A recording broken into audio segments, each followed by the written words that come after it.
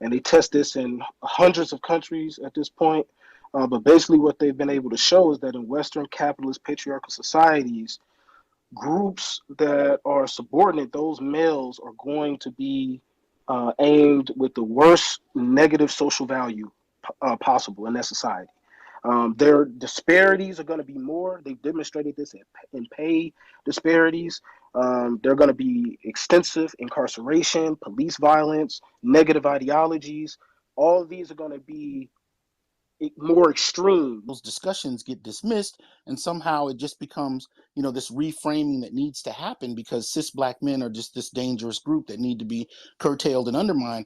And then it kind of extends into this idea, even when charts are put up and examined where Black men's numbers are the worst, you somehow get to sidestep that to promote and target very key groups, and we're just going to ignore the data and the overall kind of narrative that we're seeing that somehow tends to reframe this idea of Black male cis hetero dominant kind of whatever, going back and even if possible extending back into the Reconstruction era and coming forward, like this revisionist narrative that somehow Black women, Black queer, even Black children needed to be protected from Black men.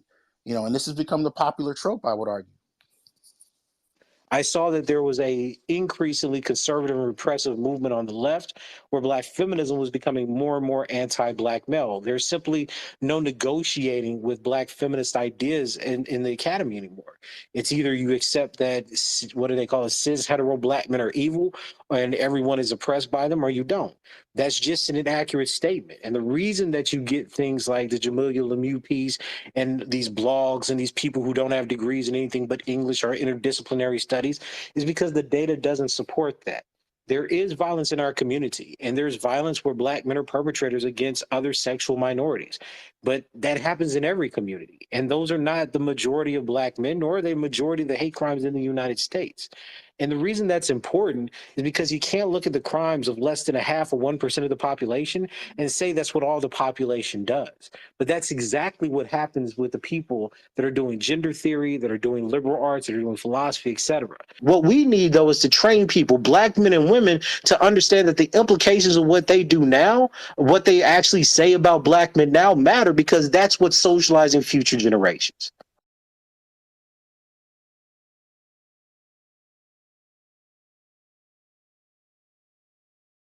Since D.W. Griffith's Birth of a Nation in 1915, the Black male image has been under assault. There is one thing that does not exist, and it needs to exist. Black male media, by Black men, for Black men. Loving you.